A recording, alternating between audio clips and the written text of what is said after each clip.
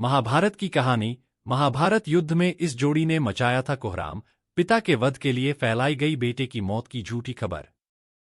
महाभारत के युद्ध में द्रोणाचार्य और उनके पुत्र अश्वत्थामा ने पांडवों की सेना में कोहराम मचा दिया था। पांडवों को गुरु द्रोणाचार्य को मारने के लिए उनके बेटे अश्वत्थामा के मौत की झूठी खबर फैलानी पड़ी थी। महाभारत की कथा में कई रोचक किस्से सुनने को मिलते हैं।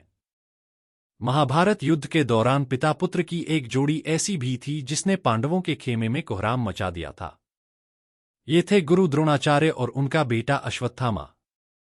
कहते हैं कि द्रोणाचार्य का वध करने के लिए श्रीकृष्ण और पांडवों को कूटनीति का सहारा लेना पड़ा था। उन्होंने अश्वत्थामा की मौत की झूठी खबर फैलाकर द्रोणाचार्य का वध किया। पढ़े महाभारत की ये अनोखी कहानी। द्रोणाचार्य महान ऋषि भारद्वाज के पुत्र थे। एक बार घृताची की नाम की सुंदर अप्सरा को देखकर ऋषि भारद्वाज का वीर्यपात हो गया था। ऋषि ने अपने वीर्य को एक द्रोण मिट्टी के बर्तन में रख दिया। उसी से द्रोणाचार्य का जन्म हुआ। द्रोणाचार्य धनुर्विद्या में पारंगत थे। उन्होंने कौरवों और पांडवों को धनुर्विद्या सिखाई। वे अर्जुन को सबसे बड़ा धनुर्धर बनाना चाहते थे। अश्वत्थामा गुरु द्रोणाचार्य का पुत्र था। कहा जाता है कि एक बार द्रोणाचार्य और उनकी पत्नी कृपि ने हिमालय में जाकर शिवजी की तपस्या की। शिवजी ने उनकी तपस्या से खुश होकर पुत्र प्राप्ति का वरदान दिया और फिर अश्वत्थामा का जन्म हुआ। अश्वत्थामा अपने पिता की तरह शास्त्र और शस्त्र विद्या में पारंगत था। महाभारत युद्ध में द्रोणाचार्य और अश्वत्थामा की भूमिका। वैसे तो द्रोणाचार्य कौरव और पांडव दोनों के गुरु थे, मगर महाभारत युद्ध में उन्होंने हस्तिनापुर के सिंहासन का पक्ष लेते हुए कौरवों की तरफ से लड़ाई की। उन्होंने युद्ध में कई बार कौरवों की सेना का नेतृत्व भी किया।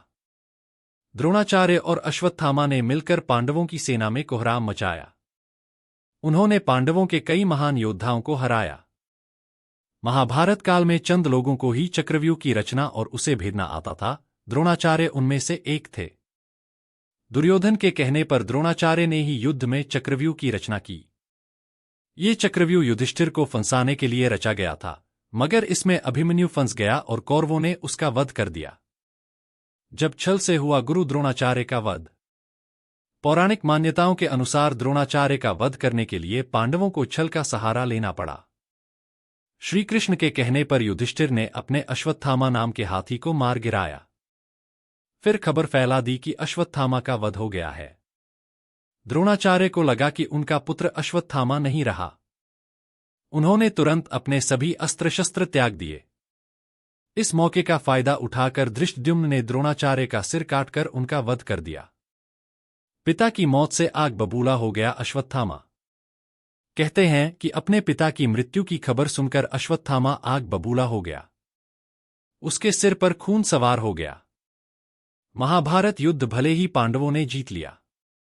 जब पांडव जीत का जश्न मचा रहे थे तब पांडवों ने उनके खेमे में घुसकर तबाही मचा दी।